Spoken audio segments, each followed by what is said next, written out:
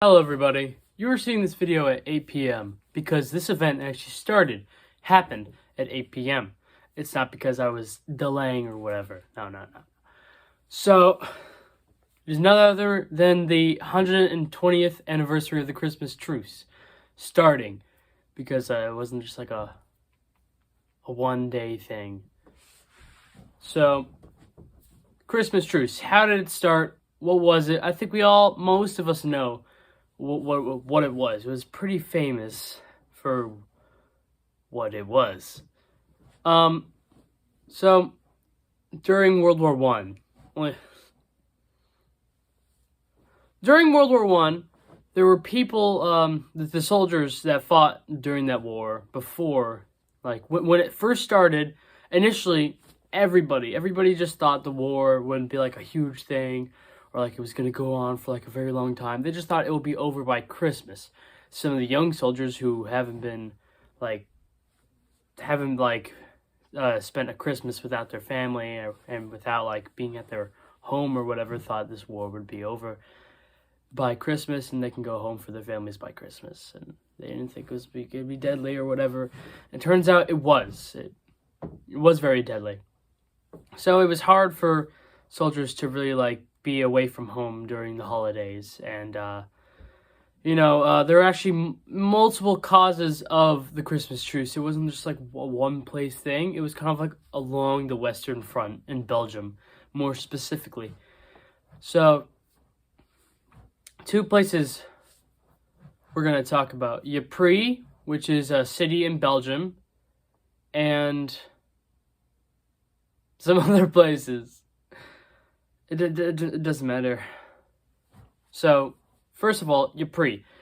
Probably one of the most famous accounts of the Christmas truce happening was caroling. So, there are two sides, the British side and the German side. Now, the German side had like a bunch of like Christmas trees, candles on those Christmas trees. They had some, some other like things for the holidays, decorations, but only staying on their side though. And they started caroling and singing, like caroling with Christmas songs and singing patriotic songs for Germany. And the British were like, we could do better. And then they started caroling themselves and singing some songs. And then eventually, it was kind of like turned to a friendly competition, even though if they were the enemy after all. And so, eventually, both sides were like, why don't we just have a truce this Christmas? Have a truce, just for the holly jollies, I guess. The holly jollies. Okay.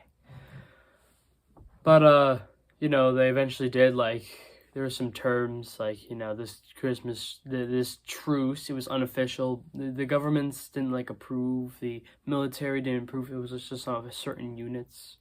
It was, like, what's the word? Improvised by the soldiers individually.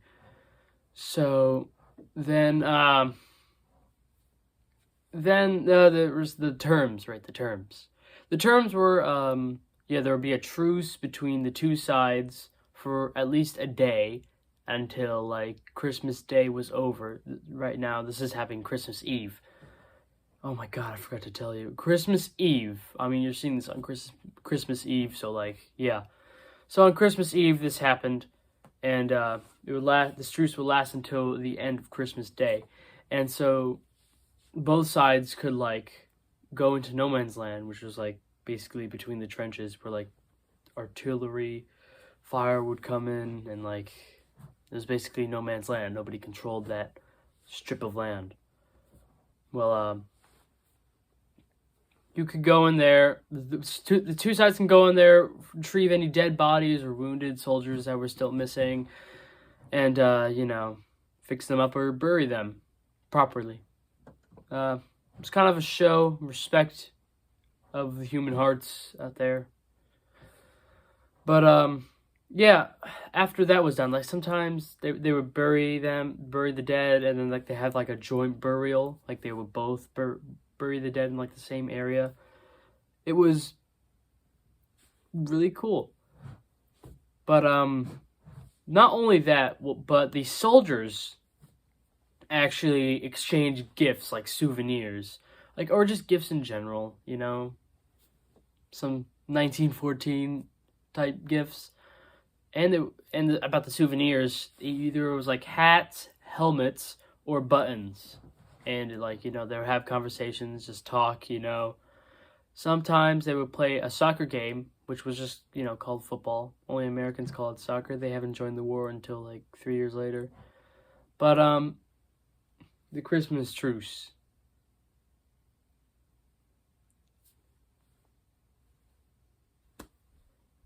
The souvenirs, a football game, playing a match, and they'll be singing, time for festivities and end of hostilities.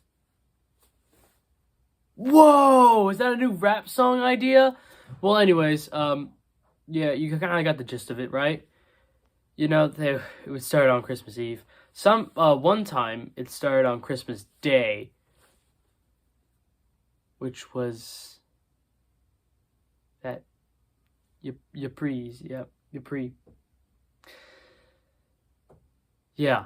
So Ypres, actually they started caroling and singing throughout the night of Christmas Eve, and then like on the dawn of Christmas Day, like when the sun started to rise, the truce started. But most parts of the Western Front just had like start on Christmas Eve, because Christmas Eve is also a thing too. Don't forget it.